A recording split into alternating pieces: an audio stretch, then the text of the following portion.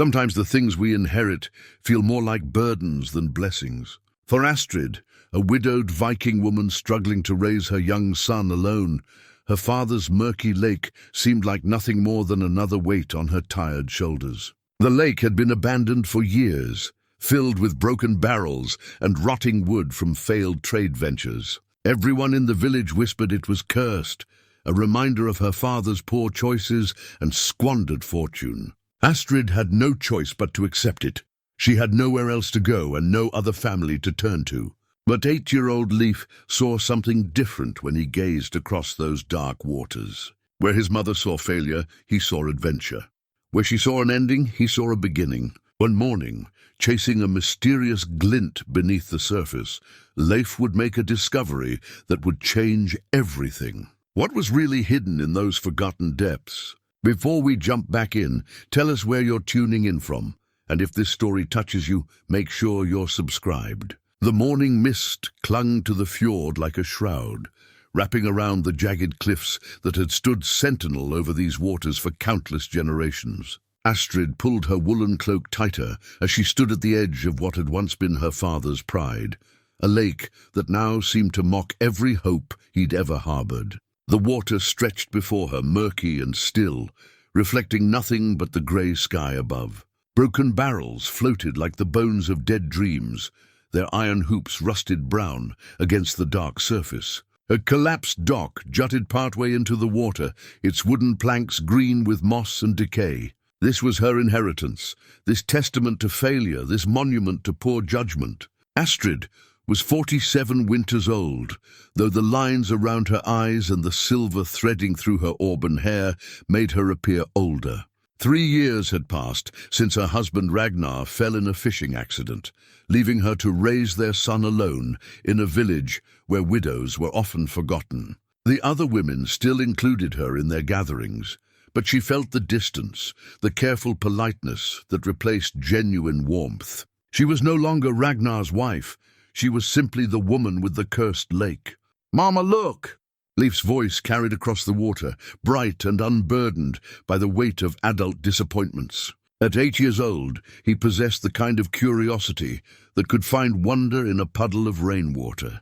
His fair hair caught what little sunlight pierced the clouds as he crouched at the water's edge, studying something that had captured his attention. "Stay away from the deep parts," Astrid called, though she knew the warning was unnecessary. Leif was a strong swimmer. Ragnar had made sure of that before he died. Still, a mother's fears were not easily quieted, especially when that mother had already lost too much. The lake had been different once, according to the stories. Astrid's father, Olaf the Bold, though the village had long ago shortened that to simply Olaf the Stubborn, had inherited it from his own father, who had used it as a stopping point for traders traveling between the coastal settlements. Ships would anchor in the deeper sections, while merchants haggled over furs, amber, and iron goods. The lake had thrived with commerce, its shores lined with storehouses, and its waters busy with boats. But Olaf had grand ideas that exceeded both his wisdom and his resources. He'd borrowed heavily to expand the trading post, convinced that he could turn their modest operation into a hub that would rival the great ports. He'd built new docks, larger warehouses, and had even attempted to dredge the lake deeper to accommodate bigger vessels. For a few seasons, it had seemed his vision might succeed. Then the new trade routes opened to the south, bypassing their fjord entirely. The merchants who had been their steady customers found faster, more profitable paths to the markets they sought. One by one, the ships stopped coming. Olaf's creditors grew impatient. The expanded facilities stood empty, slowly succumbing to weather and neglect. Astrid's relationship with her father had soured during those final years. She'd watched him pour the family's resources into increasingly desperate schemes, each one promising to restore their fortunes, each one failing more spectacularly than the last. When she'd tried to counsel caution, he'd dismissed her concerns as the timidity of a woman who didn't understand the bold spirit required for true success. "Bold spirit," she murmured now, watching a piece of rotted wood drift past. That bold spirit had left her with nothing but debt and a lake full of broken dreams. The village of Nordfjell stretched up the hillside behind her, its collection of wooden houses and workshops clinging to the steep terrain like barnacles on a ship's hull. Smoke rose from morning cooking fires, and she could hear the distant sounds of daily life beginning, the ring of Bjorn, the blacksmith's hammer, the lowing of cattle being led to pasture, children's voices calling to one another as they began their daily tasks. Elder Gunnar's house sat highest on the hill, its position reflecting both his age and his wisdom. The old man had been her father's friend once, though that friendship had strained under the weight of Olaf's increasingly erratic behavior. Gunnar still nodded respectfully when he saw Astrid in the village, but she sensed the pity in his pale eyes. Everyone pitied Olaf's daughter now. Helga the baker lived closest to them, and while she meant well, she possessed the unfortunate combination of a kind heart and a loose tongue. Any news shared with Helga would be common knowledge by evening, flavored with whatever embellishments she deemed necessary to make the story more interesting. Astrid had learned to keep her troubles to herself rather than risk becoming the subject of village gossip. Then there was Eric the merchant, a man of perhaps 35 winters who had been paying increasing attention to Astrid since her period of mourning had officially ended. He was not unhandsome, and his trading ventures seemed more sensible than her father's had been. But something in his manner suggested his interest in her might be connected to the property she'd inherited, rather than any genuine affection. She'd grown cautious about the motives of men who suddenly found widows appealing. "Mama, there's something shiny down there." Leif had moved further along the shore, where the water was clearer. He was pointing at something beneath the surface, his young face bright with excitement. Astrid walked over to where her son crouched, her boots squelching in the muddy shore. She followed his gaze, but saw only the dark water and the vague shapes of sunken debris. "It's probably just a piece of metal from one of your grandfather's old projects." "No, look closer," Leif insisted. "It's different. It's like it's calling to me." The boy's imagination often ran toward the fantastical. He loved the old stories of sea monsters and hidden treasures, of brave warriors and magical swords. Ragnar had fed those dreams with tales told by the fire on winter nights, stories of their ancestors who had sailed to distant lands and returned with holds full of silver and gold. But as Astrid peered more carefully into the water, she caught a glimpse of what had captured her son's attention. There was indeed something there, something that didn't belong with the usual collection of broken barrels and discarded tools. It had a regularity to its shape, as if crafted rather than simply discarded. "We should go back," she said, though her curiosity was stirring despite her caution. "The morning chores won't do themselves." Leif stood reluctantly, casting one last longing look at the water. "But what if it's important? What if it's dangerous?" she countered, taking his hand. "There are reasons people stay away from this lake." As they walked back toward their small house, Astrid found herself thinking about her father's old trading ledger, the leather-bound book that documented the lake's prosperous years. She'd found it among his possessions after his death, its pages filled with careful records of transactions, cargo manifests, and notes about various merchants and their preferences. The early entries showed the optimism of a successful man building something lasting. The handwriting was confident, the numbers consistently positive. But as the pages progressed, she could see the desperation creeping in. The entries became erratic, the numbers smaller, the notes more concerned with debts than profits. One entry, written in her father's increasingly shaky hand, had haunted her. "The old stories speak of treasures beneath the water, of wealth that sleeps until the worthy find it. If the traders will not come to us, perhaps we must seek other sources of fortune. The children's rhymes about golden fish may not be mere fantasy."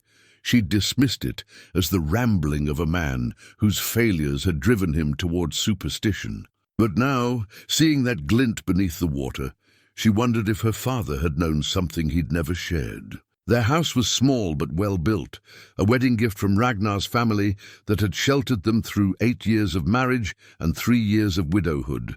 The main room served for cooking, eating, and gathering, with a stone hearth that Ragnar had built with his own hands. Two smaller rooms provided sleeping space, one for her and Ragnar, now just for her, and one for Leif. The furnishings were simple but well made. A wooden table worn smooth by years of use, benches that could seat 6 people when they had guests, shelves lined with pottery bowls and cooking implements. Woolen tapestries depicting hunting scenes covered the walls, their colors faded but still beautiful in the firelight. Astrid began preparing their morning meal while Leif sat at the table, supposedly working on the reading lessons that Elder Gunnar had assigned him. But she could see his attention wandering toward the window that faced the lake, his young mind still captivated by whatever he'd seen beneath the surface. "Tell me about the lake when grandfather was young," Leif said suddenly. "Before it got broken." Astrid paused in her stirring of the porridge. She'd told him stories before, but carefully edited versions that emphasized the lake's former prosperity rather than its tragic decline. "It was busy then. Ships came from all along the coast to trade their goods. Your grandfather knew every merchant captain by name. Were there ever battles? Did Vikings hide treasure there?" The questions were innocent enough, the natural curiosity of a boy raised on heroic tales. But they stirred something uneasy in Astrid's memory. Her father had asked similar questions in his final years, poring over old maps and muttering about legends that most adults dismissed as children's stories. "Those are just tales, my son. Pretty stories to pass the winter evenings, nothing more." But even as she spoke the words, Astrid found herself remembering fragments of those childhood stories, whispers about Jarl Torvald and his lost hoard, about treasures hidden in the dark places where enemies could not find them. The stories had seemed magical when she was Leif's age, full of adventure and wonder. Now they seemed like dangerous fantasies that could lead a person away from the practical concerns of daily survival. Still, that glint beneath the water nagged at her thoughts. What if her father's last desperate hopes hadn't been entirely foolish? What if there really was something down there worth finding?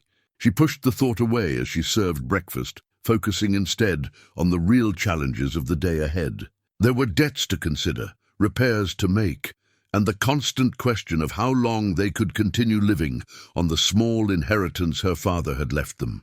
But throughout the morning, as she tended to her household tasks and watched her son play, Astrid found her gaze drifting toward the lake, and each time she looked, she could swear she saw that mysterious glint winking up at her through the dark water, like a secret waiting to be discovered. 3 days passed before Leif could no longer contain his curiosity. Astrid had noticed him lingering by the lake each morning, staring into the water with the intense concentration of a hunter watching for prey. She gently redirected him to his chores each time, but she could see the restlessness building in his young frame. On the 4th morning, she woke to find his sleeping furs empty and cold. Panic seized her throat as she rushed outside, her heart hammering against her ribs. The early morning air was crisp and still, broken only by the distant call of seabirds and the gentle lapping of water against the shore. She found Leif standing waist-deep in the lake's shallows, his clothes piled neatly on a flat stone, his young body tense with determination. "Leif, get out of there immediately!" He turned toward her, his face flushed with excitement rather than shame. "Mama, I can see it clearly now. It's not just metal, it's a box of some kind. A chest!" The water was clearer in the morning light, and Astrid could indeed make out the shape that had captured her son's attention. It lay perhaps 10 feet from shore, in water just deep enough to require diving to reach it. The object appeared rectangular, with what might be metal reinforcements along its edges. "The water is too cold," she said, though her voice lacked the authority she'd intended. "You'll catch your death. I'm a strong swimmer," Leif protested. "Father made sure of that, remember? He said a Viking should be as comfortable in water as on land." Ragnar had indeed been proud of their son's swimming ability, spending countless summer afternoons teaching him to move through the water with the grace of a seal. But this was different. This was about more than swimming skills. This was about the dangerous allure of the unknown. "Even if you could reach it, that chest has been underwater for who knows how long," Astrid reasoned. It's probably rotted through, full of nothing but lake water and disappointment.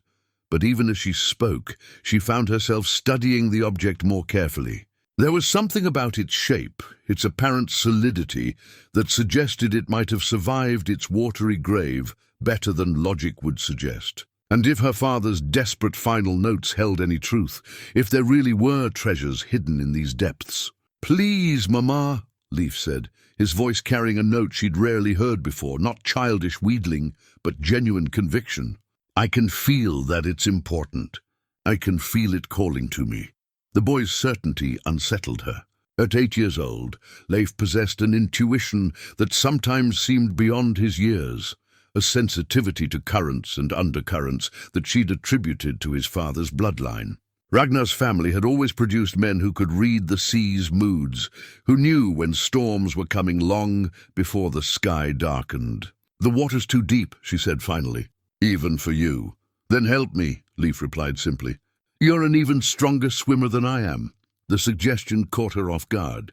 When had she last been in the water? Not since Ragnar's death, certainly. Swimming had been something they'd done together, racing through the summer waves while Leif cheered from the shore. The thought of entering the lake alone, of diving down toward that mysterious chest, filled her with a mixture of fear and something else.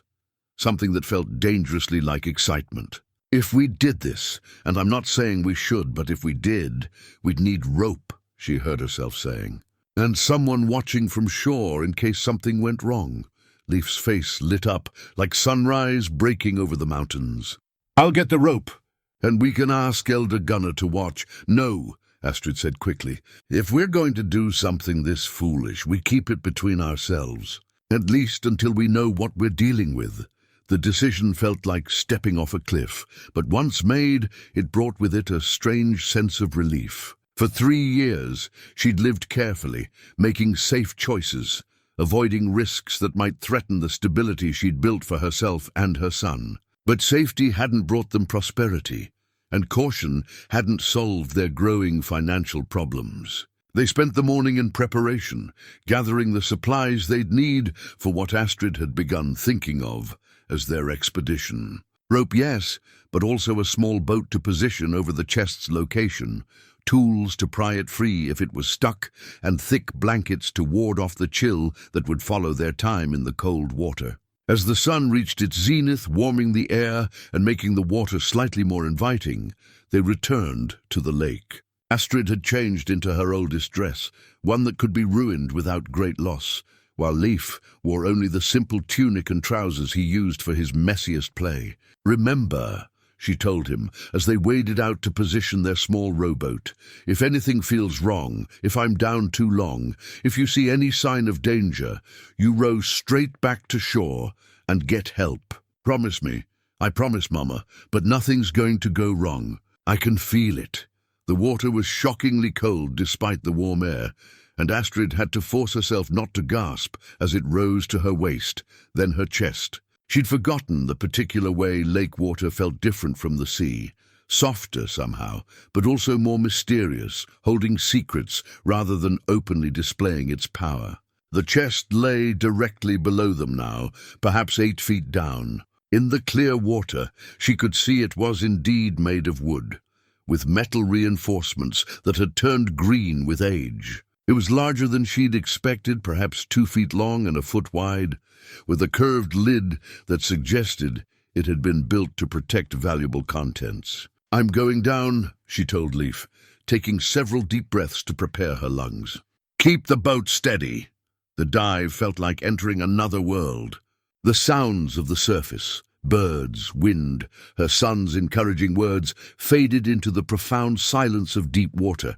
The chest was even more impressive up close, its craftsmanship evident despite the years of submersion. The wood appeared to be oak, still solid, and the metal fittings bore decorative patterns that spoke of skilled workmanship. But it was heavy, far heavier than she'd anticipated. Her first attempt to lift it failed completely, and she had to surface, gasping, to recover her breath. "It's stuck?" Leif asked anxiously. "Just heavy," she managed between gulps of air. "I'll need to work at it." 3 more dives revealed the problem. The chest wasn't simply sitting on the lake bottom, but had settled into the soft mud that accumulated over the years. She'd need to work it free carefully, bit by bit, risking the possibility that her efforts would simply drive it deeper. On her 5th dive, something shifted. The chest moved slightly, rotating in its muddy prison, and suddenly she could see one end more clearly. There, carved into the wood itself, was a symbol that made her heart race, a stylized raven with outstretched wings, the mark of Jarl Thorvald. She'd seen that symbol before, in the old stories, and carved into memorial stones throughout the region. If this chest truly bore Thorvald's mark, then the legends her father had whispered about might not be legends at all. The thought gave her strength for one final effort. Bracing her feet against the lake bottom, she worked her hands beneath the chest and heaved upward with all her might. For a moment, nothing happened, and then suddenly the mud released its grip and the chest rose free, nearly causing her to lose her grip in her surprise. Breaking the surface with her prize was one of the most triumphant moments of her life. Leif shouted with joy as she managed to maneuver the chest to the side of their small boat, and together they wrestled it aboard. Water streamed from its edges, but the construction had held. Whatever was inside had remained dry. "We did it, Mama.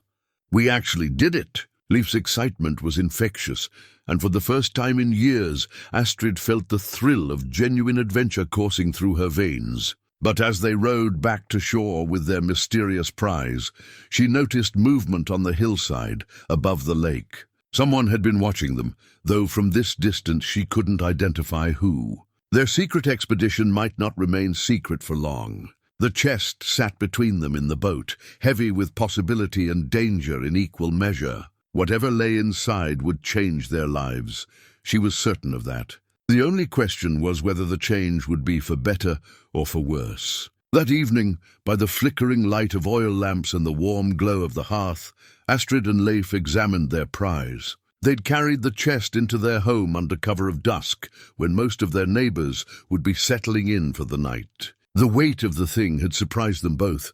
Whatever was inside was substantial. The chest itself was a marvel of craftsmanship. Despite its years underwater, the oak wood remained solid, its grain still visible beneath the patina of age. The metal reinforcements weren't iron, as she'd first assumed, but bronze worked in intricate patterns that spoke of wealth and status. Along the front edge, just below the lock, the raven symbol was carved deep into the wood and filled with what appeared to be silver. "How do we open it?"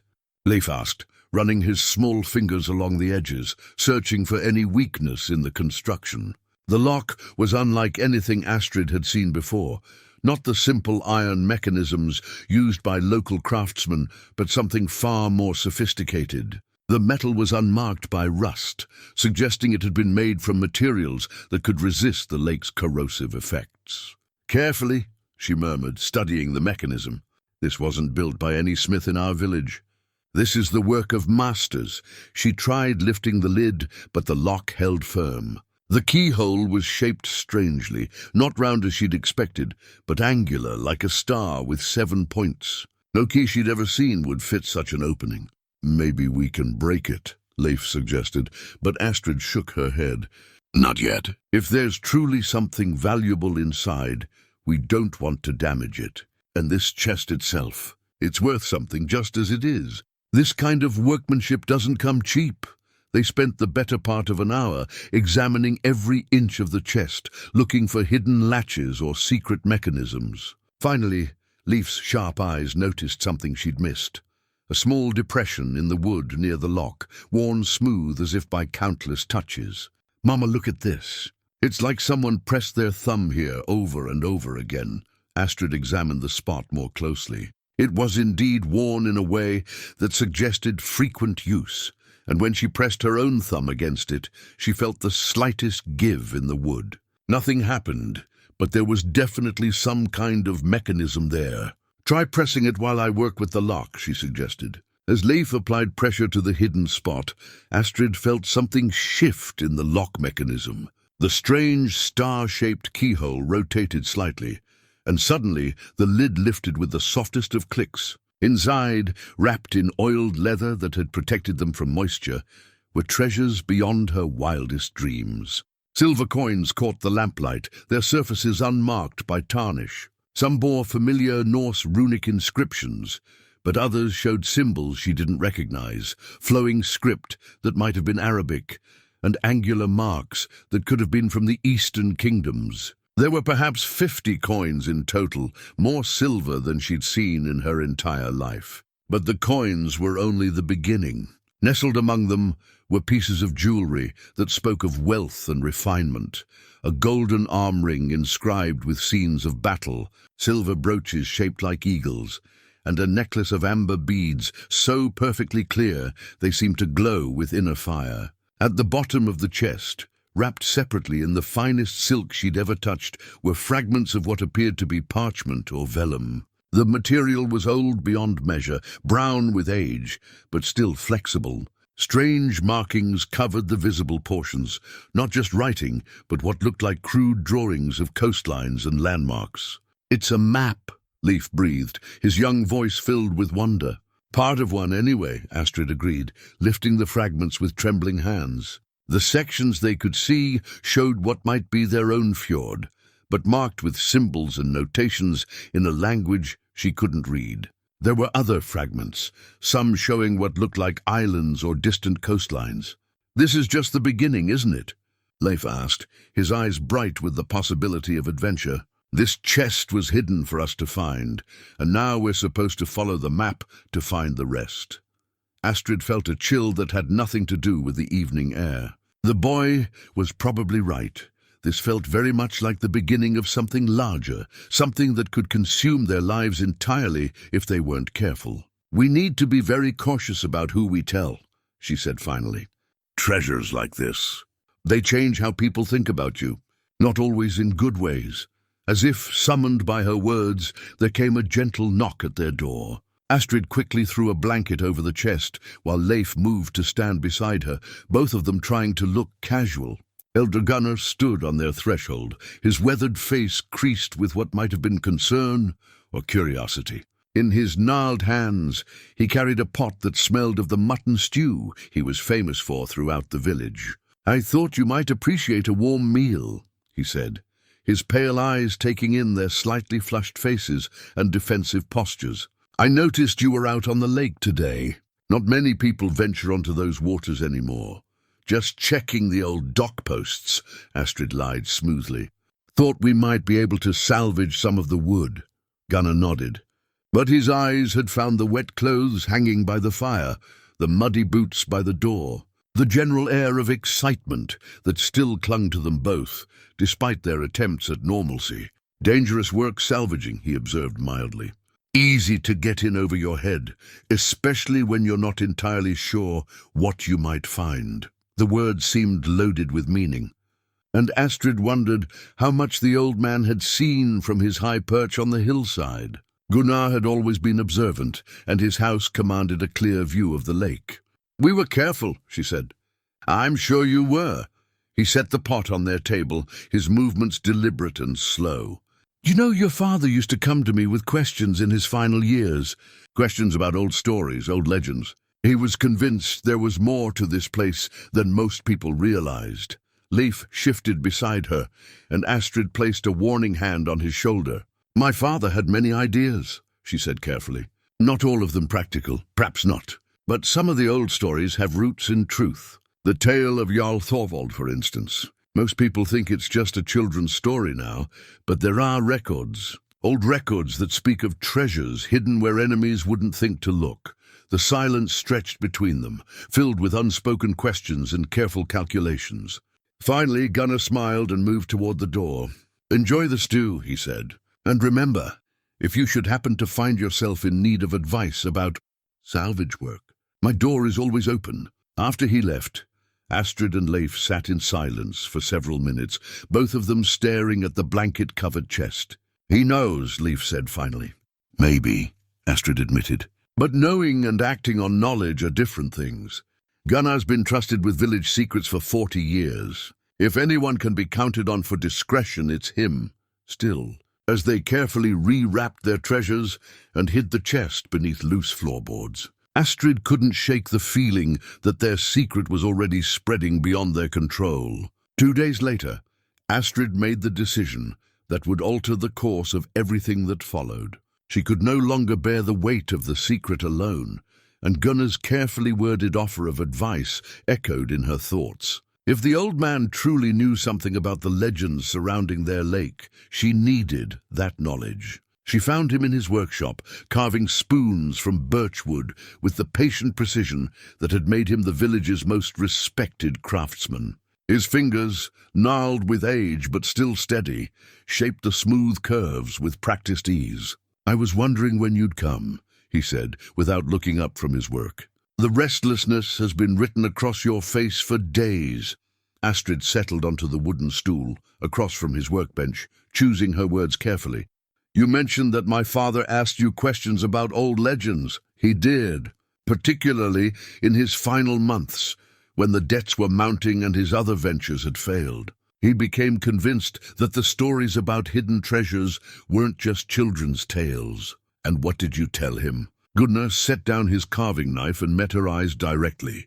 "I told him what I'll tell you now, that some stories survive because they contain kernels of truth. But that truth can be more dangerous than any lie." From beneath her cloak, Astrid produced one of the silver coins they'd found, its surface gleaming in the workshop's dim light. Gunnar's sharp intake of breath told her she'd judged correctly about his knowledge. "Where did you find this?" he asked, taking the coin with reverent fingers. "In the lake." "There are others." Gunnar turned the coin over, studying the markings with the intensity of a scholar. "This is from the Eastern Kingdoms, probably 200 years old or more. See this symbol here? It's the mark of traders who dealt with the Rus kingdoms, far up the river routes. My father's stories about Jarl Thorvald, were they true?" The old man was quiet for so long that Astrid wondered if he'd chosen not to answer. Finally he spoke in a voice barely above a whisper. "Thorvald was real. Not the giant of legend, perhaps, but real enough. A minor jarl who controlled this fjord and the surrounding territories about 300 years ago. The stories say he accumulated great wealth from raids and tribute, but that he hid it when his enemies began closing in. Hidden it where? The legends vary, but they all agree on one thing. He scattered his treasure in multiple locations, with clues linking each cache to the next. What you found is likely just the first piece of a larger puzzle." Astrid felt her heart racing. "The chest contained fragments of what looked like maps. May I see them?" The question hung between them, loaded with implications. Showing Gunnar the maps would mean fully bringing him into their secret, trusting him with knowledge that could change or endanger all their lives. But she'd already come too far to retreat into ignorance. That evening, in the privacy of her home, Astrid spread the parchment fragments across her table while Gunnar examined them with a magnifying lens he'd brought from his workshop. Leif watched from nearby, his young face serious with the weight of their secret. "Remarkable," Gunnar murmured, tracing the faded lines with one finger. "These are definitely navigation charts, but drawn by someone with intimate knowledge of our coastline. See here? This inlet matches the one just south of our village. And this marking, it could be the old stone circle where traders used to gather. What do the symbols mean? Some of them are runic, but written in an older style than we use now. This one means protection, and this one indicates hidden beneath. But these others," he pointed to more elaborate markings that seemed to combine runic elements with strange geometric patterns. "These are something else entirely. They look almost like the cipher scripts that merchants used to protect valuable information." As they studied the fragments, piecing together what they could see of the larger map, a pattern began to emerge. The charts showed not just their immediate area, but suggested a trail that led along the coast to several marked locations. "If this is accurate," Gunnar said slowly, "then Thorvald's treasure isn't just hidden in one place. It's distributed across multiple sites, probably chosen to be defensible if discovered individually, but meaningless without the complete map. Like a key that's been broken into pieces," Leif observed, his young mind grasping the concept quickly. "Exactly like that," Gunnar looked up at Astrid with troubled eyes. The question is, are you prepared for what pursuing this knowledge might bring? Before she could answer, they were interrupted by voices outside. Men's voices, speaking in low tones that somehow carried more menace than shouting would have. Astrid quickly gathered the parchment fragments while Gunnar moved to the window. 3 men, he reported quietly. Strangers to the village by their dress, armed but not obviously threatening. They seemed to be asking questions about the lake. Astrid felt ice forming in her stomach. How could they know? Word travels, Gunnar said grimly. A woman diving in a cursed lake, strange lights seen from shore, whispers about salvage work. Stories grow in the telling. The voices moved away, but their presence had changed everything. Their secret was already spreading beyond their control, drawing the attention of people who might have less honorable intentions than Elder Gunnar. We need to move quickly, Astrid decided. If others are already asking questions, we can't afford to wait. Move quickly to do what? Gunnar asked. To follow the map, to find the next piece before someone else does. Gunnar studied her face in the lamplight. That's a dangerous path you're considering. These men who came asking questions, they're not the type to give up easily if they believe there's profit to be made. Then we need to stay ahead of them. Over the next hour, they planned their next move with the careful precision of generals preparing for battle. The map fragments, when pieced together with Gunnar's knowledge of local geography, suggested the next location was in the ruins of an old stone circle about half a day's walk along the coast. The site has been abandoned for decades, Gunnar explained. Traders used to gather there for seasonal markets, but the location became inconvenient as shipping routes changed. Now it's just old stones and memories. But if Thorvald used it as a hiding place, then we'll need to search carefully. The old stories suggest he was clever about concealment. His caches wouldn't be obvious to casual observers. As they finalized their plans, Astrid caught Leif stifling a yawn. The excitement of the day had worn heavily on the boy, but his eyes still sparkled with anticipation for the adventure ahead. Tomorrow, she told him firmly. We rest tonight and start fresh in the morning. But as she tucked her son into his sleeping furs, Astrid knew that rest would be difficult to find. Outside their small house, strangers were asking questions about the lake, and inside, the fragments of an ancient map promised discoveries that could change their lives forever. The die had been cast. Tomorrow, they would become true treasure hunters.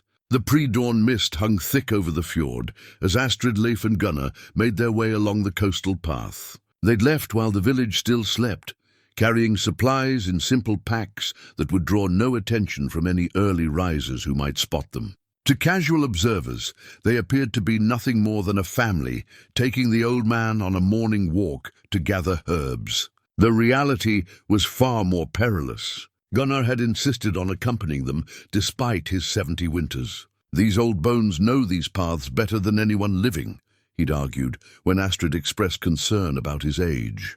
And if we're truly dealing with Thorvald's legacy, you'll need someone who understands the old ways of thinking.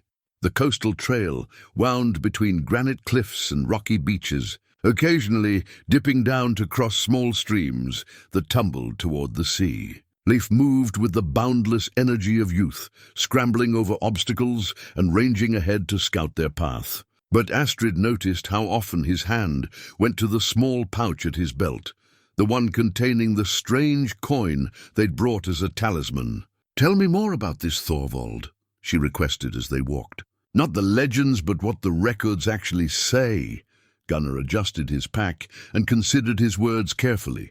The written accounts are fragmentary, but they paint a picture of a man caught between 2 worlds. He lived during the time when the old raiding ways were giving way to established trade. Some jarls adapted by becoming merchants. Others clung to the warrior traditions. Thorvald tried to be both, and that made him enemies in both camps. The traditional warriors saw him as weak for dealing with merchants. The traders saw him as unreliable because of his raiding past. When larger powers began consolidating control over these territories, he found himself increasingly isolated. They paused at a stream crossing. where ancient stones had been arranged to provide safe footing across the rushing water. The craftsmanship was clearly old, possibly dating back to Thorvald's era or beyond. "So he hid his wealth rather than use it to buy allies?" Astrid asked. "That's where the stories become speculation," Gunnar admitted. "But consider this. If you were a leader facing inevitable defeat, would you rather see your life's accumulation fall into enemy hands or preserve it for future generations who might prove worthier?" The old stone circle appeared gradually through the mist, its weathered markers emerging from the landscape like the bones of some ancient giant. 12 standing stones, each taller than a man, arranged in a perfect circle around what had once been a level trading ground. Smaller stones marked paths and boundaries, while the remains of temporary structures showed where merchants had once erected their stalls. "Impressive," Leif breathed, running toward the nearest stone to examine the carved symbols that covered its surface. Astrid followed more cautiously, her eyes scanning the site for any sign that they weren't alone. The morning silence was broken only by the distant sound of waves and the cry of gulls wheeling overhead.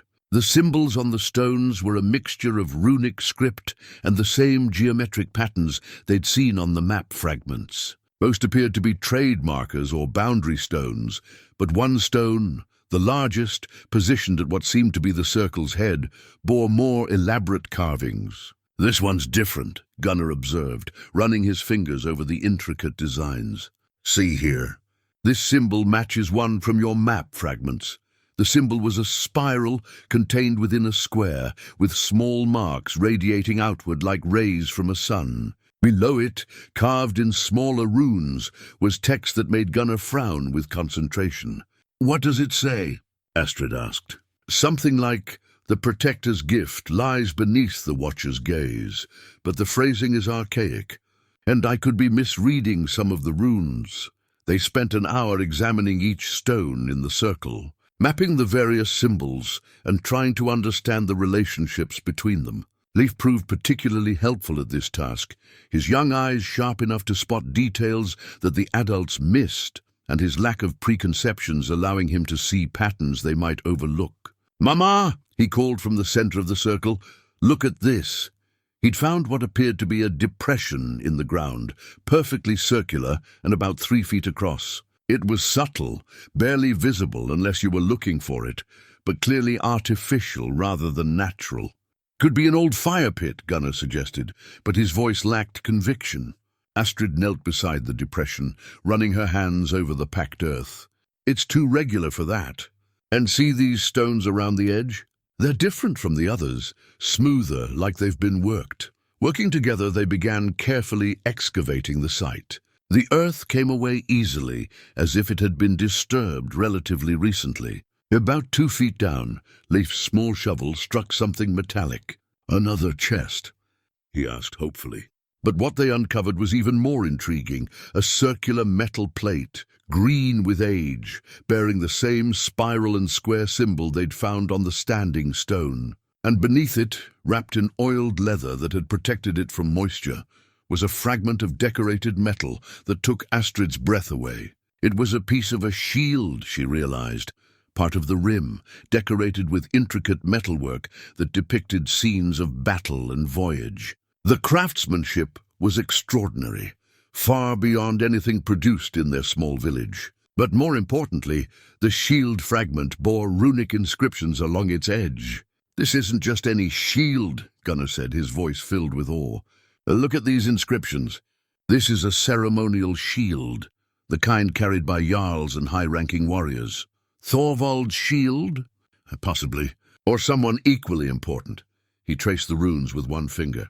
"These inscriptions, they're not just decorative. They're directions. Where the sea meets the stone guardian, beneath the eagle's watch, the heart of the horde awaits." As they studied their new discovery, Astrid became aware of a growing sense of unease. The morning mist was lifting, and with better visibility came the realization that they were exposed here in the open circle. Anyone following their trail would be able to spot them from a considerable distance. "We should head back," she said, carefully rewrapping the shield fragment. We've learned what we came for." But as they gathered their tools and prepared to leave, Gunnar held up a hand for silence. "Listen," he whispered. In the distance, barely audible over the natural sounds of sea and wind, came the sound of voices. Men's voices, speaking in low tones that carried an edge of urgency. "The same ones from last night?" Astrid asked quietly. "I think so." "And they're getting closer." They moved quickly to erase the signs of their excavation, scattering loose earth and arranging stones to conceal their work. By the time the voices grew close enough to distinguish words, they had retreated to a position behind one of the larger standing stones. 3 men emerged from the coastal path, dressed as merchants, but moving with the controlled alertness of warriors. The leader was tall and broad-shouldered, with the kind of presence that commanded attention. His companions were smaller, but no less dangerous-looking. "Bjorn," Gunnar breathed, his voice barely audible. "I should have known." "You know him?" Astrid whispered back. "By reputation. A treasure hunter from the southern settlements. If he's here, then word of your discovery has traveled farther than we thought." They watched as Bjorn and his men examined the stone circle with professional thoroughness, clearly searching for the same clues that had led Astrid and her companions here. But without the map fragments to guide them, they seemed frustrated by the site's secrets. "Spread out," Bjorn ordered his men. "Look for anything that seems out of place. Fresh digging, disturbed stones, anything that suggests someone's been here recently." From their hiding place, Astrid felt her heart hammering against her ribs. Discovery would mean confrontation, and she had no illusions about how such a confrontation would end. These were hard men accustomed to taking what they wanted. Beside her, Leif was absolutely still, his young face tense with the understanding that their adventure had become genuinely dangerous. In his hand, he clutched the shield fragment they'd discovered, and Astrid realized with a chill that their greatest treasure might also be their greatest liability. The weight behind the standing stone felt like hours, though the sun's position told Astrid it had been perhaps 20 minutes since Bjorn and his men had arrived at the circle. She watched them search with growing frustration, their movements becoming more aggressive as they found no obvious signs of treasure. "Nothing here but old stones and bird droppings," one of the men complained, kicking at the earth around the base of a marker stone. "Someone's been here recently," Bjorn replied, his voice carrying the certainty of experience. "I can smell it. Fresh earth, disturbed ground." They found something and tried to cover their tracks. Astrid's blood chilled as she realized how obvious their excavation must have been to trained eyes, despite their efforts at concealment. These weren't village gossips or curious neighbors. These were professionals who made their living following treasure trails. "Search the perimeter," Bjorn ordered. "Look for tracks, abandoned tools, anything they might have dropped. And check behind those larger stones, good hiding places for anyone who heard us coming." One of his men was moving directly toward their concealment. Astrid felt Leif tense beside her, and she placed a gentle but firm hand on his shoulder, willing him to remain absolutely still. Gunnar had gone pale, his weathered face reflecting the gravity of their situation. The searcher was perhaps 20 feet away when a raven landed on top of their stone, cawing raucously at the intruders below. The bird's harsh cry seemed to echo off the other stones, creating a cacophony that made conversation difficult. "Cursed birds," the man muttered, changing direction to avoid the raven's continued protests. They remained hidden until long after Bjorn's party had disappeared down the coastal path, heading back toward the village. Only when the silence had stretched unbroken for a full hour did Gunnar finally whisper that it was safe to move. "They'll be back," he said as they emerged from concealment. "And next time they'll bring more men, better tools.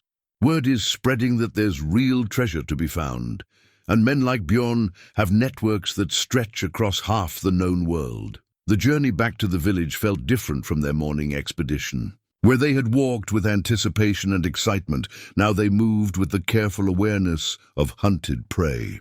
Every sound from the path ahead caused them to freeze and listen. Every glimpse of movement in the distance made them consider taking cover. But it was what they found waiting at Astrid's house that truly drove home how drastically their situation had changed. Eric the merchant stood in her doorway, his usually neat appearance disheveled, and his face bearing an expression of barely controlled anger. Behind him, Helga the baker wrung her hands nervously, clearly regretting whatever role she'd played in the current drama. "Where have you been?" Eric demanded before Astrid had even reached her own threshold. "I've been waiting since dawn to speak with you about this situation." "What situation would that be?" Astrid asked coolly, though her heart was racing. "How much did he know?" "Don't play innocent with me," Eric snapped. "Half the village is talking about strange lights on the lake, about you diving for salvage. And now there are armed strangers asking questions about treasure hunters and lost Viking hordes." Helga stepped forward, her face flushed with embarrassment. "I may have mentioned to a few people about seeing you on the lake," she admitted. "I was worried about your safety, truly. But then these strange men came asking questions, and Eric heard the gossip, and I put the pieces together," Eric finished. "You found something out there, didn't you? Something valuable enough to draw treasure hunters from distant settlements." Astrid looked at the faces surrounding her, Eric's calculating anger, Helga's guilty concern, even Leif's worried expression as he clutched the wrapped shield fragment. The secret that had seemed so manageable just days ago was now spreading like wildfire through their community. "I think you should leave," she said quietly. "All of you except Gunnar and Leif." "Leave?" Eric's voice rose dangerously. "I don't think you understand your situation, Astrid. Those men who came asking questions, they're not the patient sort. When they return, and they will return, you'll need protection. You'll need allies, and you're offering to be that ally. For a reasonable share of whatever you've found, yes." The words hung in the air like a challenge. Astrid could see the calculation in Eric's eyes, the quick mental arithmetic of a merchant weighing costs against potential profits. This wasn't about concern for her welfare. This was about positioning himself to profit from her discovery. "And if I refuse?" Eric's smile was cold. "Then you'll face whatever comes next on your own. And believe me, what's coming will be far worse than anything you can imagine." After the others had gone, Eric with barely concealed threats, Helga with tearful apologies, Astrid sat at her table with Gunnar and Leif, finally allowing herself to examine the shield fragment they'd recovered. In the privacy of her home, with lamps providing better light than the dim morning had offered, the artifact's true significance became clear. The metal was silver, worked with an intricate design that depicted a great battle. Warriors with axes and spears fought against what appeared to be sea monsters, while above them ravens carried fallen heroes to some distant hall. But it was the runic inscription along the rim that made her hands tremble as she traced the ancient letters. "Thora the Bold, shield maiden of the northern reaches," Gunnar read slowly, his voice filled with wonder. "Who ruled with wisdom and fell with honor." "Thora?" Astrid looked up sharply. "Not Thorvald? The runes are clear. Thora, not Thorvald." Gunnar's eyes met hers across the table. "It seems our legendary Jarl was actually a woman." The revelation reframed everything they thought they knew about their treasure hunt. The stories had always spoken of Jarl Thorvald's cunning and strategic thinking, qualities that had allowed him to outmaneuver larger, more powerful enemies. But if the Jarl had actually been a woman ruling in a man's world, then that cunning would have needed to be even more extraordinary. "A woman who had to disguise herself as a man to claim power," Astrid murmured, understanding flooding through her. "No wonder the stories always emphasized Thorvald's unusual wisdom and preference for strategy over brute force. And no wonder she was so careful about hiding her treasure," Leif added, his young mind grasping the implications quickly. She knew that if anyone discovered the truth about her, they'd try to take everything she'd built. Gunnar turned the shield fragment in his hands, studying the battle scene depicted there. "This changes our understanding of everything. If Thora was forced to live as a man, then her treasure caches wouldn't just be about preserving wealth, they'd be about preserving the proof of her true identity, which means they'd be even more carefully hidden," Astrid realized, "and potentially more valuable than simple gold or silver." As if to underscore the growing danger of their situation, a sharp knock came at the door. But this wasn't the polite tapping of a neighbor. This was the authoritative hammering of someone accustomed to having doors opened immediately. Through the window, Astrid could see torchlight flickering in the gathering dusk. Multiple torches held by multiple figures. "Bjorn," Gunnar whispered. "He's brought reinforcements." The knocking came again, more insistent this time, followed by a voice that carried clearly through the wooden door. "Astrid Olaf's daughter, we know you're in there and we know what you've found. Open the door and we can discuss this like civilized people. Refuse, and we'll be forced to take less pleasant approaches." Astrid looked at the shield fragment in her hands, then at her son's frightened face. Their quiet treasure hunt had become something far more dangerous, and she realized with crystal clarity that their next decision would determine not just their own fates, but the fate of Thora's carefully preserved legacy. The decision to open the door was perhaps the hardest Astrid had ever made, but she knew that trying to hide would only make their situation worse. Bjorn was not a man to be deterred by locked doors and frightened silence. "Stay close to me," she whispered to Leif as she lifted the wooden bar. "Whatever happens, stay close." Bjorn filled the doorway with his presence, his broad shoulders and confident bearing making her small home feel even more confined. Behind him, she could see at least 4 other men, all armed, all watching her with the predatory patience of wolves surrounding wounded prey. "May we come in?" Bjorn asked, though he was already stepping across her threshold. "I think we have much to discuss." His eyes swept the interior of the house with professional thoroughness, taking in the hastily covered possessions, the mud-stained clothes by the fire, the general air of recent activity. When his gaze lingered on the table where they'd been examining the shield fragment, Astrid felt her stomach clench with fear. "I hear you've been having luck with salvage work," Bjorn continued, settling himself on one of her benches without invitation.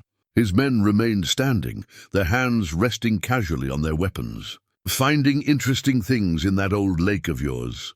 "Nothing of value," Astrid replied, fighting to keep her voice steady. "Just debris from my father's failed trading ventures." Bjorn smiled, but there was no warmth in the expression.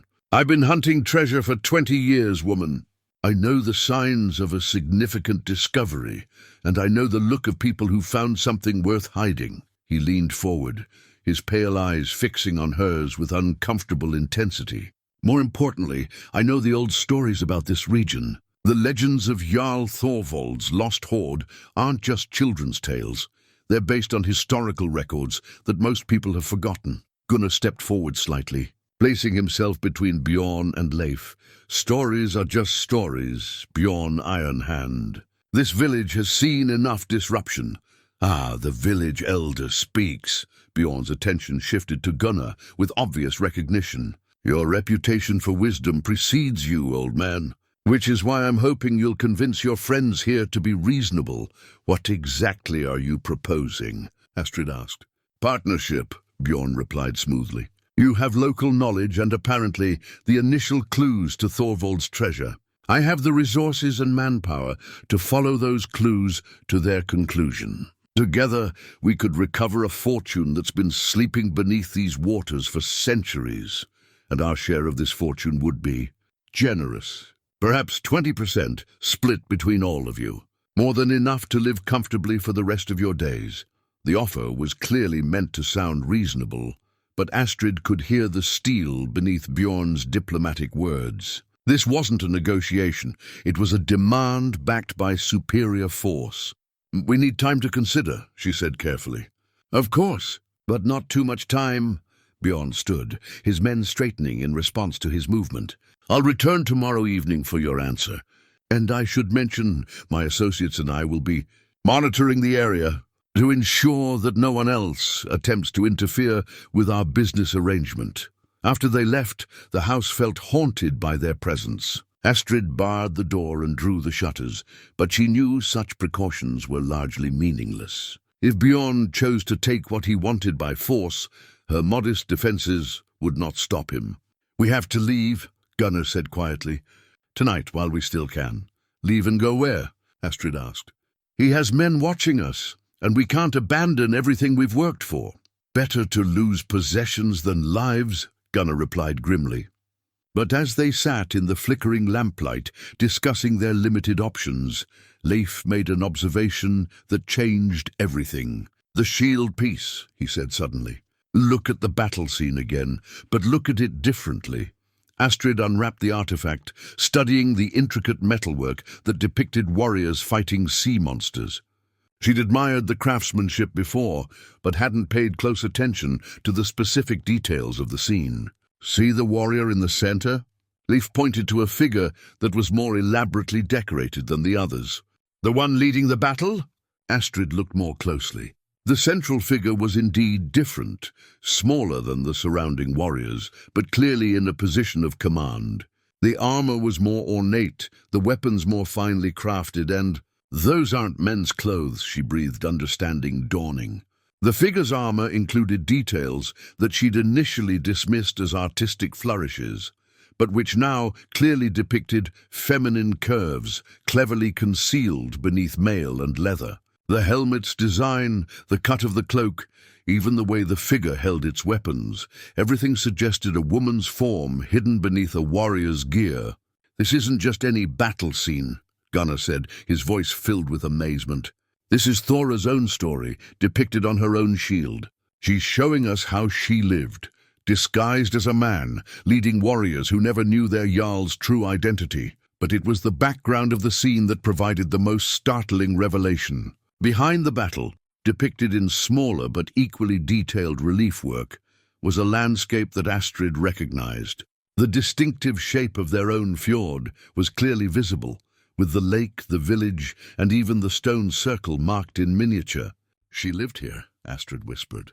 "This was her home, her base of operations. The lake wasn't just a hiding place for her treasure. It was the center of her entire realm." Gunnar traced the shoreline depicted on the shield. "Look at these markings around the fjord. They're not just decorative, they're a map. Each symbol corresponds to something in the real landscape." As they studied the shield more carefully, other details emerged.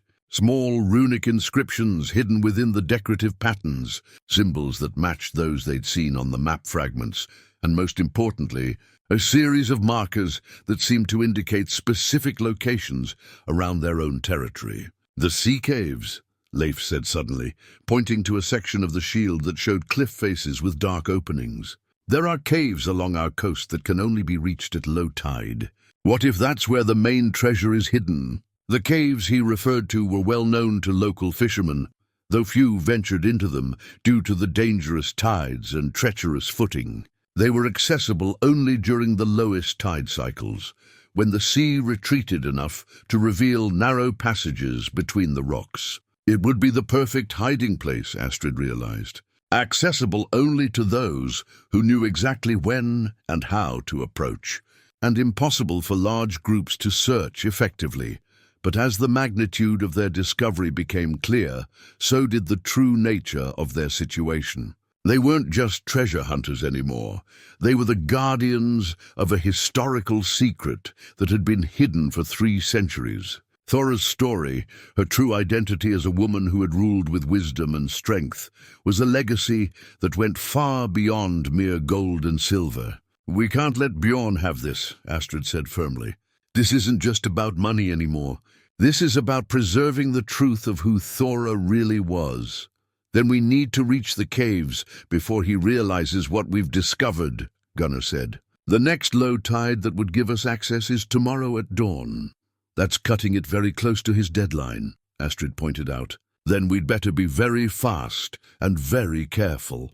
As they planned their expedition to the sea caves, Astrid felt a strange sense of connection to the woman whose story they were uncovering. Like Thora, she was a woman forced to navigate a world where men held most of the power.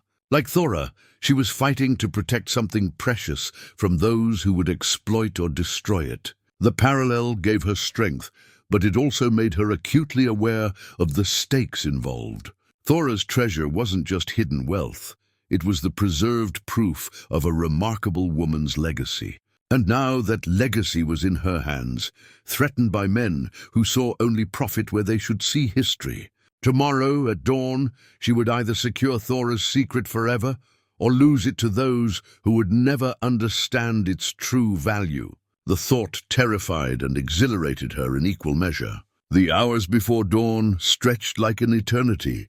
Astrid lay in her sleeping furs, listening to the steady breathing of her son beside her, while her mind raced through the preparations they'd made and the dangers they would face.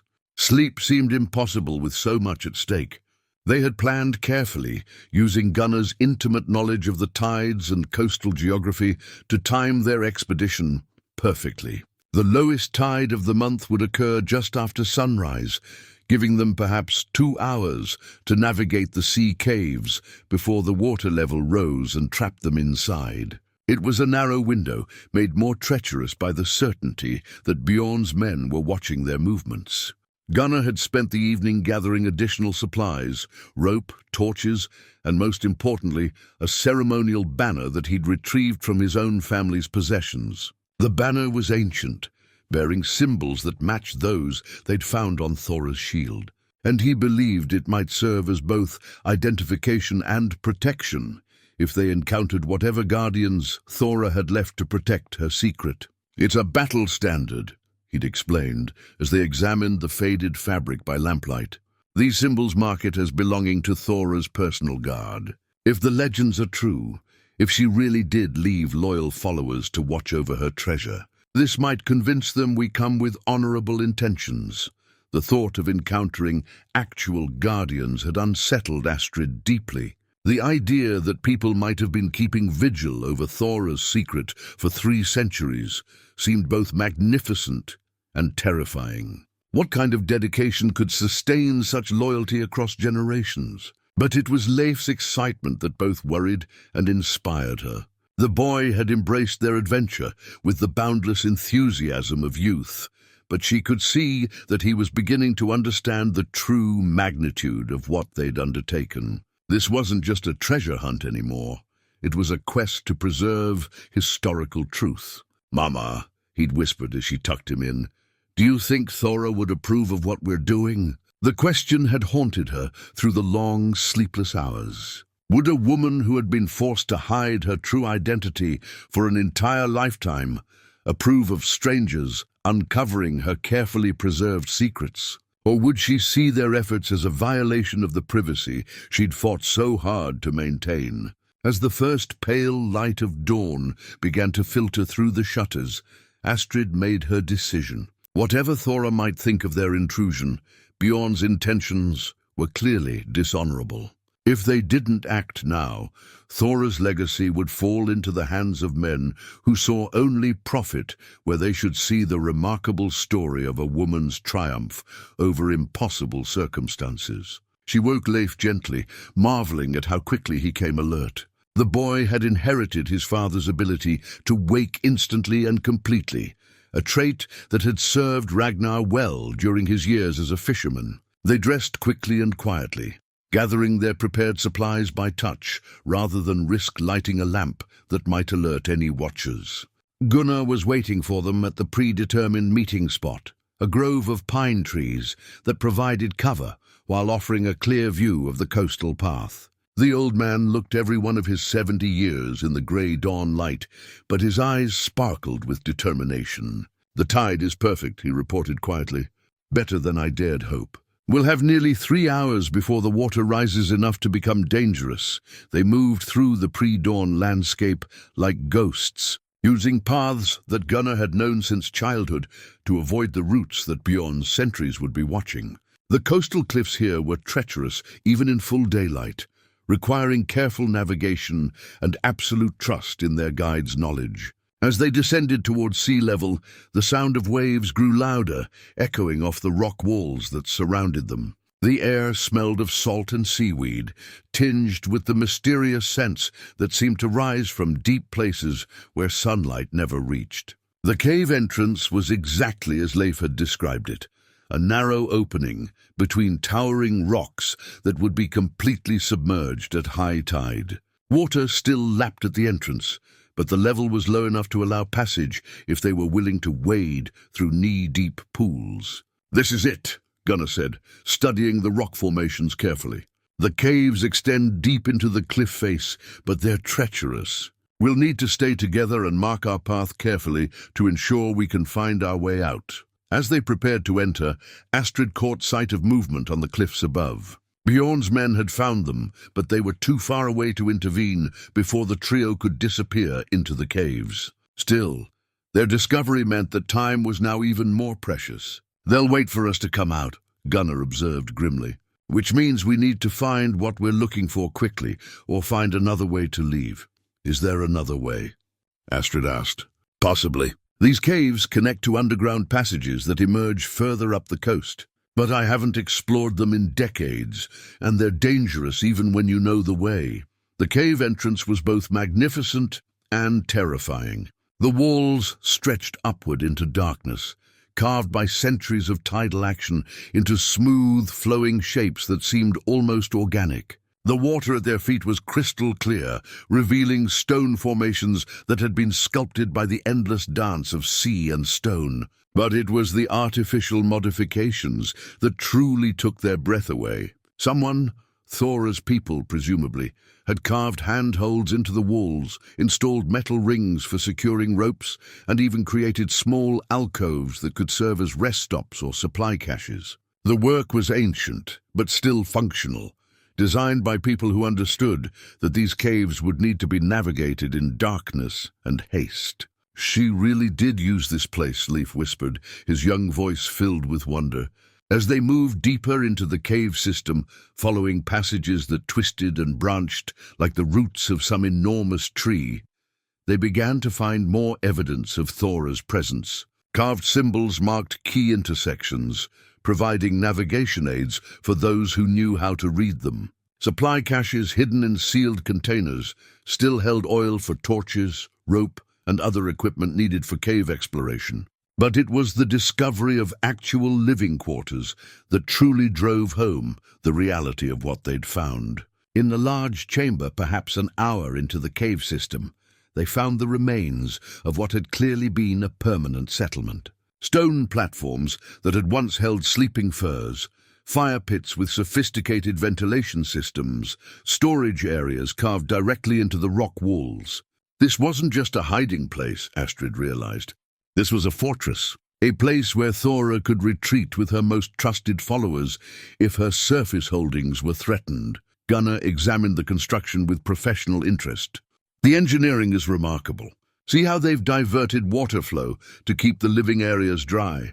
And these ventilation shafts, they must connect to hidden openings on the surface to provide fresh air." As they explored the settlement, they found more personal artifacts that brought Thora's story to life. A carved wooden comb, its handle decorated with the same raven symbol they'd seen throughout their quest. Pottery fragments that showed evidence of fine craftsmanship and foreign influences. Most movingly, they discovered what appeared to be a small shrine, where offerings of precious metals and carved stones had been left in honor of fallen comrades. But it was Leif who made the discovery that changed everything. "Mama, look at this," he called from across the chamber, where he'd been examining what appeared to be a natural alcove in the rock wall. The alcove contained a stone pedestal, and on that pedestal sat an object that made Astrid's heart skip a beat. It was a war horn, carved from what appeared to be walrus tusk, and decorated with silver bands that bore runic inscriptions. But more than its obvious value, the horn radiated an aura of authority and power that was almost palpable. "Thora's battle horn," Gunnar breathed, approaching the artifact with the reverence due to a sacred relic. The stories say she used it to rally her warriors, that its call could be heard across entire battlefields. As Astrid reached toward the horn, she heard something that made her freeze, the distant echo of voices. Not the natural sounds of the cave, but human voices, distorted by stone and water into something almost ghostly. "Bjorn found another way in," she whispered. "Or his men followed our trail more quickly than we expected," Gunnar replied grimly. The voices were getting closer, accompanied by the splash of feet moving through water and the scrape of weapons against stone. They had perhaps minutes before their pursuers reached the settlement chamber. "The horn," Leif said urgently. "Take the horn and use it. If there really are guardians watching over this place, maybe they'll come to help us. It was a desperate hope, but Astrid found herself lifting the ancient artifact from its resting place. The horn was heavier than she'd expected, its surface worn smooth by countless hands. As she raised it to her lips, she felt a strange connection to all the women who had come before her, women who had fought to protect what they loved, who had refused to surrender in the face of overwhelming odds. The sound that emerged from the horn was unlike anything she'd ever heard. It wasn't just loud, it was commanding, authoritative, the kind of call that demanded attention and respect. The note echoed through the cave system, multiplying and amplifying, until it seemed to come from the stones themselves. And then, from the deeper passages they hadn't yet explored, came an answering call. Not another horn, but human voices, rough, weathered voices singing an ancient song in the old language. The sound grew closer, accompanied by the rhythmic splash of many feet moving through water. "The Guardians," Gunnar whispered, his voice filled with awe. "They're real. After 3 centuries, they're still here." The first figure to emerge from the deeper passages was a woman of perhaps 60 winters, her grey hair braided in the old style, and her clothing marking her as someone who lived apart from the modern world. Behind her came others, men and women of various ages, all bearing themselves with the dignity of people who had devoted their lives to a sacred trust. Their leader approached Astrid directly, studying her with eyes that seemed to see far more than surface appearances. "You carry Thora's horn," she said in accented Norse that marked her as someone who still spoke the old dialects. "You know her true name, her true story. But are you worthy to claim her legacy?" Before Astrid could answer, the sound of Bjorn's approach grew loud enough that even the Guardians could hear it. The leader's expression hardened, and she gestured to her followers. "Desecrators come," she announced. "Those who would steal and sell what should be preserved and honored. The choice is before you. Will you stand with us to protect Thora's memory, or will you flee and leave her treasures to be plundered?" Astrid looked at her son, saw the determination in his young face, and felt her own resolve crystallize. They had come too far and learned too much to abandon Thora's legacy now. "We stand with you," she said firmly. The Guardian leader smiled, and for the first time since this adventure began, Astrid felt truly confident in their chances of success. Bjorn's voice echoed through the cave system like the growl of some predatory beast, distorted by stone and water, but unmistakably threatening. "We know you're in here, Astrid. There's nowhere left to run, and we're growing tired of games." The Guardian leader, who had introduced herself simply as Sigrid, positioned her people with the calm efficiency of someone accustomed to defending these passages. Despite their age and apparent isolation from the modern world, they moved with the coordinated precision of trained warriors. "These caves have many secrets," Sigrid told Astrid quietly. "Passages that lead to dead ends, chambers that flood at unexpected times, paths that circle back on themselves. Your pursuers may know how to find the entrance, but they do not know how to navigate safely." As if to prove her point, a distant shout of frustration echoed from the direction Bjorn's party had taken. Apparently, their progress was not as smooth as they'd expected. "How many of you are there?" Astrid asked, studying the Guardians who had assembled to protect Thora's sanctuary. 12 in total," Sigrid replied. "Fewer than in past generations, but still enough to honor our obligations. We are the descendants of Thora's most trusted companions, raised from childhood to know these caves and preserve her memory." Leif moved closer to his mother, clutching the shield fragment they'd brought with them. "What do we do when they get here?" "We make them understand that some things cannot be bought or stolen," Sigrid answered firmly. "Thora's legacy belongs to those who honor her memory, not those who would exploit it for profit." The sound of approaching footsteps grew clearer, accompanied by the scrape of metal against stone and the low murmur of men discussing strategy.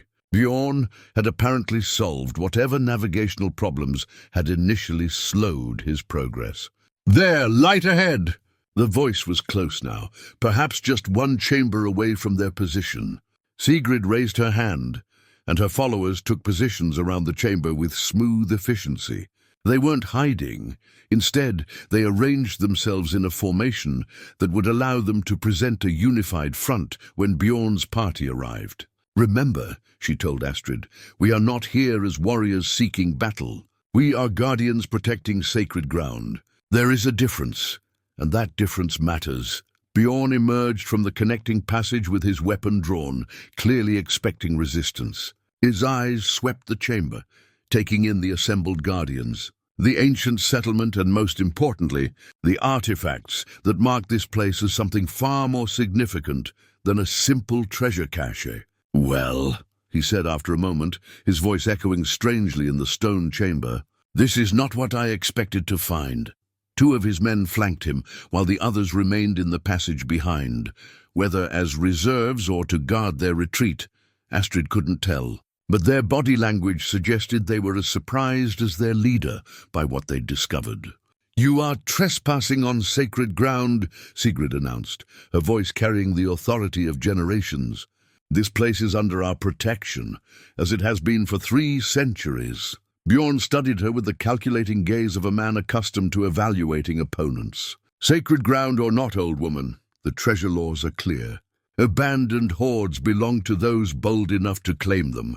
"Nothing here is abandoned," Astrid interjected, stepping forward despite her fear. "This is Thora's sanctuary, maintained by those who knew her true story. These aren't just artifacts to be sold. They're historical records that prove a remarkable woman's legacy." "Thora." Bjorn's expression shifted slightly, showing the first crack in his confident demeanor. "The legends speak of Jarl Thorvald, not any woman named Thora." "The legends were deliberately misleading," Gunnar said, moving to stand beside Astrid. "Thora ruled disguised as a man, protecting herself and her people through careful deception. What you see here is the proof of her true identity." Bjorn's eyes fixed on the war horn in Astrid's hands, and she saw calculation replacing confusion in his expression. "True identity or not, that horn alone is worth a fortune. As are the other artifacts I see scattered around this chamber. They are not for sale," Sigrid said firmly. "Everything is for sale at the right price." Bjorn gestured to his men, who moved to more aggressive positions. "And if the current owners are unreasonable about negotiations, well, accidents happen in dangerous places like these caves." The threat was unmistakable, and Astrid felt her heart racing with a mixture of fear and anger. But before she could respond, Leif stepped forward, his young voice cutting through the tension. "You don't understand what this place really is," he said, his words carrying a certainty that surprised everyone present. "This isn't just about treasure or money. This is about remembering someone who was brave enough to be different, strong enough to lead, and wise enough to preserve her story for people who would understand its value." Bjorn stared at the boy for a moment, then laughed, a harsh sound that echoed unpleasantly off the stone walls. "Pretty words, child, but they don't change reality. Reality is that I have armed men, and you have old stories and older guardians." As if in response to his dismissive words, the sound of Thora's war horn echoed through the chamber once again, but this time it wasn't coming from Astrid's hands. The horn call came from the deepest passages of the cave system, reverberating through stone corridors with the same commanding authority that Astrid had experienced earlier. But this call was answered by others.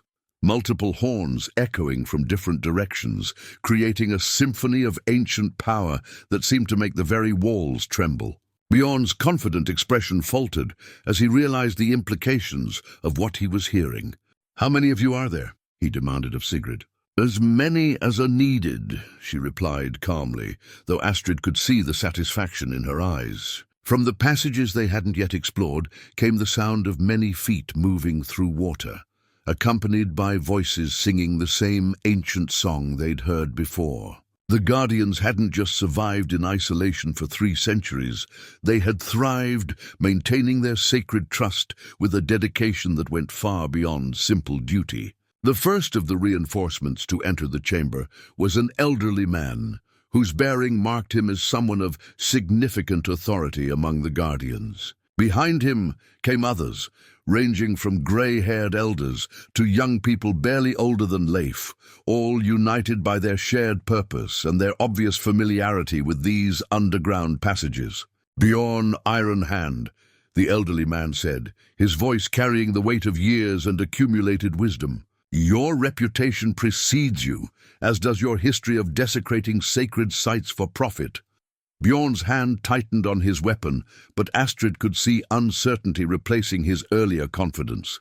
He was vastly outnumbered now, in an environment where his opponents held every advantage. "I claim these artifacts under the ancient laws of salvage," he said, but his voice lacked its previous authority. "There is no salvage here," Sigrid replied firmly. "These treasures have never been abandoned. They have been continuously protected by those who understood their true value."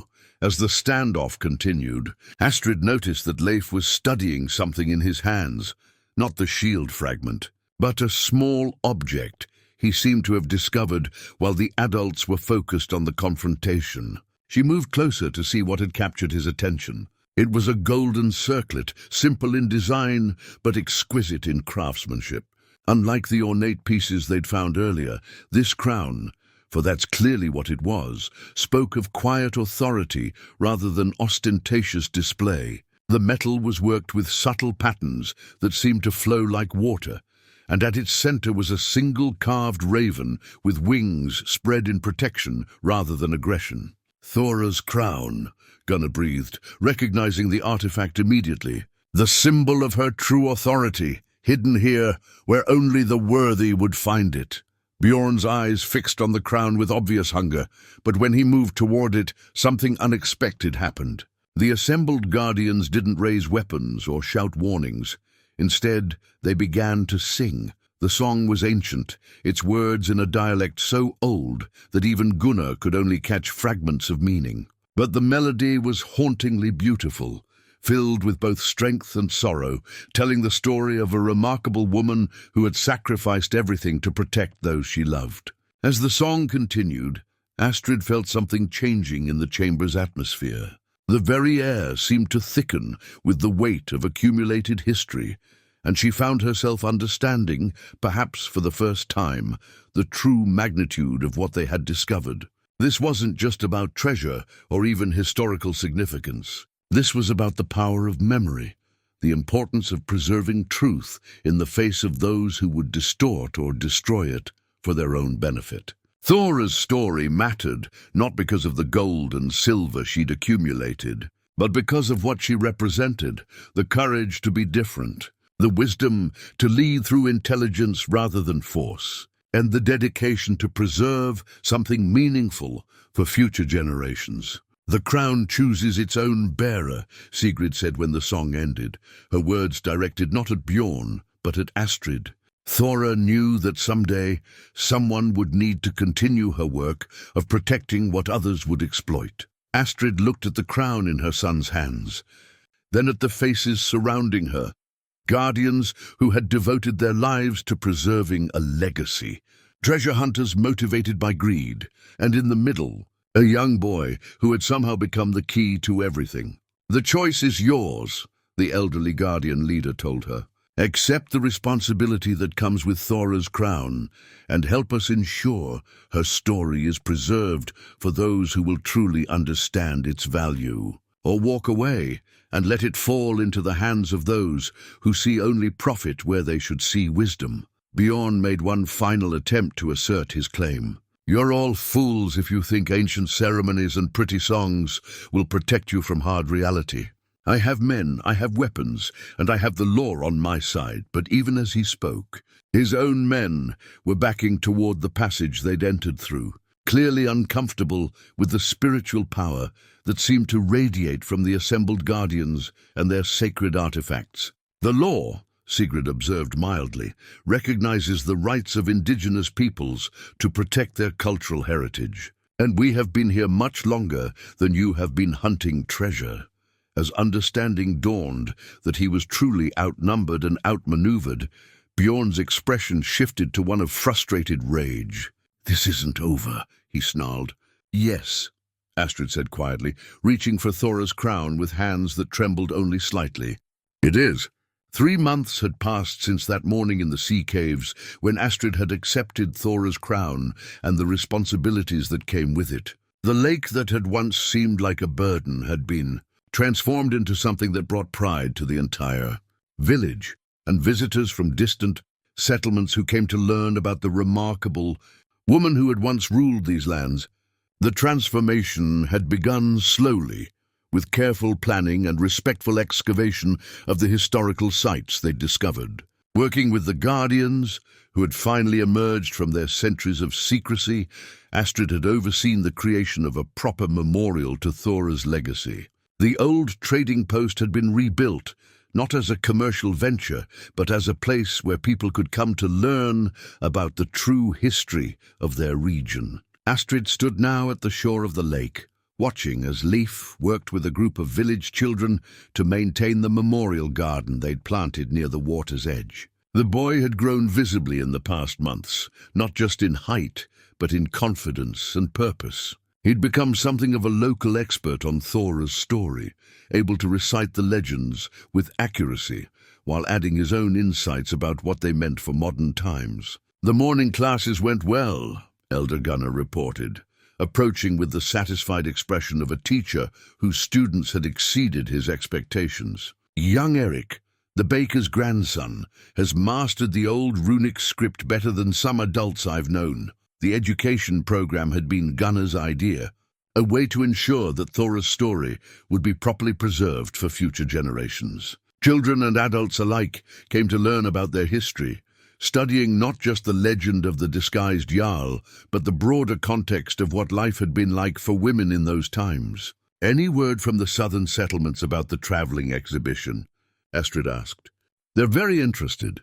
The artifacts you've agreed to loan them will draw scholars from across the known world. Thora's story is already changing how people think about our ancestors. The decision to share some of their discoveries with other communities had been difficult, but ultimately rewarding. By allowing scholars to study Thora's artifacts, they were ensuring that her legacy would extend far beyond their small village. The shield, the crown, and selected pieces from the treasure caches were helping to rewrite the historical understanding of women's roles in Viking society. But it was the personal changes that meant the most to Astrid. The financial security that came from the carefully managed use of Thora's treasure was welcome, of course, but more important was the sense of purpose she'd found.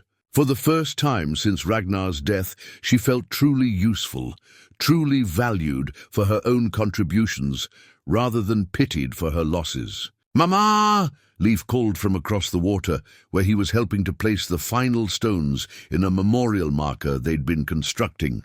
"Come see how it looks." The marker was elegant in its simplicity, a standing stone carved with Thora's true name and the dates of her rule, surrounded by the symbols that had guided their quest. But it was the inscription at the base, composed by Astrid herself, that she was most proud of. Thora the Bold, who ruled with wisdom disguised as strength, who led with love disguised as authority, who preserved truth for those wise enough to seek it. "It's perfect," she told her son, and meant it. The sound of approaching horses drew their attention to the coastal path, where a small party of travelers was descending toward the village. Astrid recognized them immediately, members of the regional council who had come to formalize the legal protections for their historical site. The past months had involved considerable negotiation with various authorities, but the Guardians' ancient claims and the obvious historical significance of their discoveries had ultimately prevailed. The lake and surrounding areas were now officially protected, ensuring that future treasure hunters like Bjorn would face legal consequences rather than just moral opposition. Astrid Thorisdottir, the lead councilman, greeted her, using the name she'd formally adopted to honor her connection to the ancient Jarl. "We bring good news from the capital. Your petition for expanded historical protections has been approved." The news was welcome, though not entirely surprising. The story of Thora and her modern inheritors had captured imaginations throughout the region. inspiring other communities to look more carefully at their own historical legacies. As the sun began to set over the lake, casting golden reflections across water that was now clear and beautiful, Astrid found herself thinking about the journey that had brought them to this point. It had begun with a boy's curiosity about something shining beneath the surface, and had led them to discoveries that would influence their community for generations to come. "Do you think she would approve?" Leif asked, settling beside his mother on the shore where they'd first spotted the mysterious glint that started everything. "I think she would be proud," Astrid replied, watching the last light fade from the western sky. "She preserved her story for people who would understand its importance, and we've tried to honor that trust. The lake held no more secrets now, at least none that they hadn't already discovered and properly preserved. But it had become something even more valuable, a symbol of what could be accomplished when people chose to protect and celebrate truth rather than exploit it for personal gain." As they walked back toward their house, now expanded and improved with their carefully managed portion of Thora's treasure, Astrid reflected on how much their lives had changed. The struggling widow and her curious son had become respected guardians of historical truth, leaders in their community, and living proof that some inheritances are worth far more than the material wealth they contain.